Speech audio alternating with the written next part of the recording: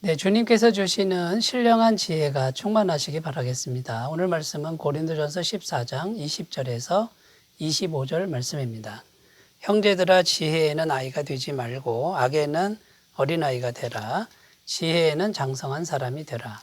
율법에 기록된 바 주께서 이르시되 내가 다른 방언을 말하는 자와 다른 입술로 이 백성에게 말할지라도 그들이 여전히 듣지 아니하리라 하였으니, 그러므로 방언은 믿는 자들을 위하지 아니하고 믿지 아니하는 자들을 위하는 표적이나 예언은 믿지 아니하는 자들을 위하지 않고 믿는 자들을 위함이니라. 그러므로 온 교회가 함께 모여 다 방언으로 말하면 알지 못하는 자들이나 믿지 아니하는 자들이 들어와서 너희를 미쳤다 하지 아니하겠느냐. 그러나 다 예언을 하면 믿지 아니하는 자들이나 알지 못하는 자들이 들어와서 모든 사람에게 책망을 들으며 모든 사람에게 판단을 받고 그 마음에 숨은 일들이 드러나게 되므로 엎드려 하나님께 경배하며 하나님이 참으로 너희 가운데 계신다 전파하리라. 아멘. 어제 말씀은 방언의 은사, 참 귀한 것이지만 그 방언의 은사의 한계점이 무엇인지 이걸 살펴보았고요. 또 방언의 은사의 문제점, 그 자체의 문제가 아니고요. 교회에서 사용할 때의 문제점에 대해서 말씀을 드렸습니다. 오늘 우리가 읽은 본문 내용은 왜 예언의 은사가 방언의 은사보다 중요한가? 여기서의 기준은 교회에서라고 하는 단서가 들어가야 되죠. 교회 공동체 안에서 예언이 방언보다 왜 중요한가? 이제 이런 관점에서 오늘 말씀을 보시면 되겠습니다. 그래서 오늘 말씀 하나하나 살펴보면서 계속해서 방언과 예언을 비교하고 있는데, 방언과 예언만 지금 비교하려는 게 아닙니다. 성령의 은사와 그 다음에 그 성령의 은사를 어떤 관점으로 보아야 되는지를 지금 바울은 지금 설명하고 있는 거죠. 그 설명을 하기 위해서 방언과 예언을 예로 들고 있는 것입니다. 자, 그래서 오늘 말씀에서 주시는 또 교훈을 우리가 살펴보겠는데요. 첫 번째 우리가 생각할 것은 이런 겁니다. 첫 번째는 성령의 은사에 관한 성숙한 지혜를 가져야 한다라는 것입니다. 성령의 은사를 어떻게 바라봐야 성숙한 관점으로 바라보는 것이냐, 이제 이런 주제가 되겠지요. 자, 20절 말씀에 보면 형제들아, 지혜에는 아이가 되지 말고 악에는 어린아이가 되라. 지혜에는 장성한 사람이 되라. 지금 바울은 이렇게 말씀을 시작하고 있습니다. 지혜에는 아이가 되지 말고, 지금 이렇게 말하는 그 뉘앙스를 우리가 생각해 봐야 되는데, 이 뉘앙스가 뭡니까? 너희가 지혜에 대해서 어린아이와 같구나, 이제 이런 의미가 담겨 있습니다. 그러니까 지혜라고 하는 것은 신령한 지혜죠. 그러니까 성령의 은사를 바라보고 또 성령의 은사를 사용하는 너희들을 보니까 신령한 지혜에 있어서는 어린아이 수준에 불과하다라고 지금 바울은 지금 말하고 있는 겁니다. 실제로 이 지혜라는 단어, 프레신이라는 단어입니다. 이 프레신이라는 단어 안에는 감정, 본성, 정신 등의 의미가 담겨 있는데, 쉽게 말해 이런 겁니다. 너희의 정신 연령이 아이 수준이구나. 지금 이렇게 바울은 이제 말하고 있는 겁니다. 자존심이 상할 만한 그런 표현 아닙니까? 그런데 이런 표현은 이미 고린도전서 앞부분에서부터 바울은 너희는 지금 어린아이와 같다, 이런 표현을 쓴 적이 있습니다. 고린도전서 3장 1절에 보면 형제들아, 내가 신령한 자들을 대함과 같이 너희에게 말할 수 없어서 어린아이들을 대함과 같이 하노라. 왜 이런 말을 했냐면요, 고린도 교회 내에 4개의 파당이 있었습니다. 이 4개의 파당이 서로 경쟁하고 논쟁하고 다투고 자기들 파만 우월하다라고 주장하는 이런 흐름들을 보면서 바울이 너희는 육신에 속한 자로다. 육신에 속한 자는 그리스도 안에서 어린아이 같은 자들이다.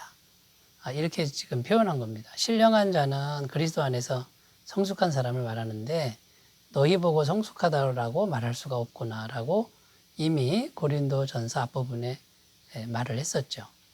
자, 성령의 은사를 보면서도 바울은 지금 똑같은 얘기를 합니다. 너희가 성령의 은사를 받았는데 그 성령의 은사에 대한 그런 생각이나 그 다음에 그 은사를 사용하는 그런 걸 보니 너희는 성숙하다라고 말할 수 없고 어린아이에 불과하다라고 말할 수밖에 없다라고 지금 바울은 말하고 있는 것입니다.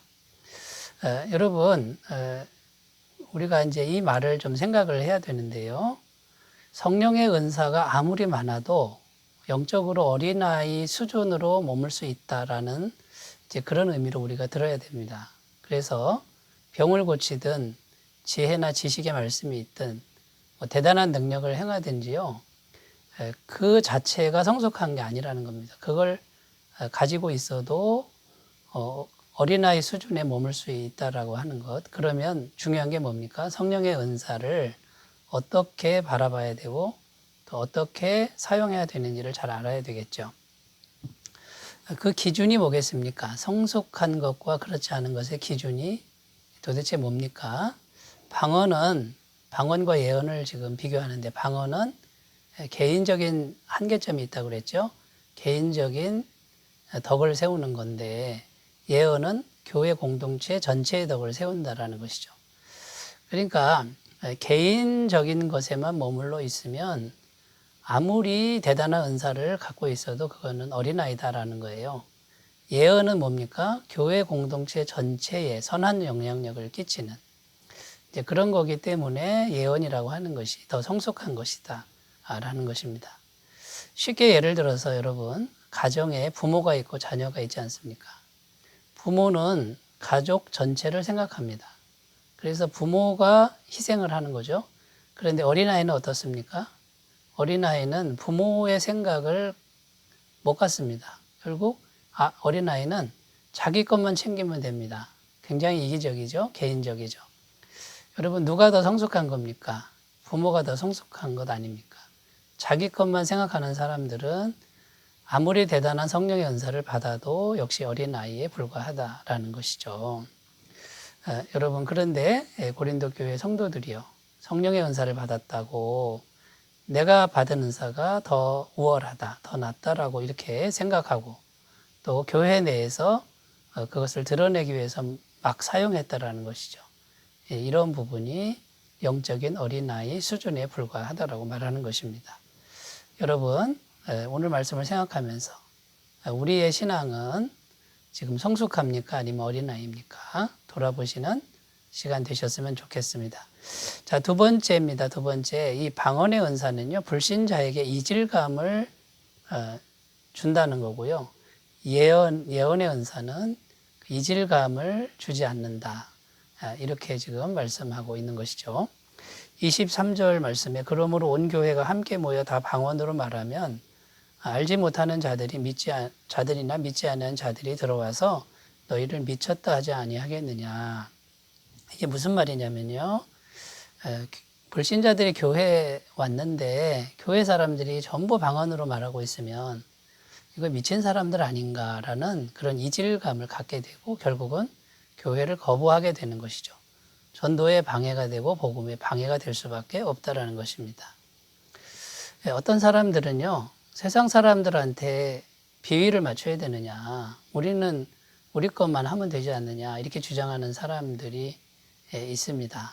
여러분 만약 그렇다 그러면 어떻게 전도가 될 수 있겠습니까? 불신자들이 들어와서 편안하게 함께 어울릴 수 있는 그런 분위기 조성도 상당히 중요하다라는 것입니다.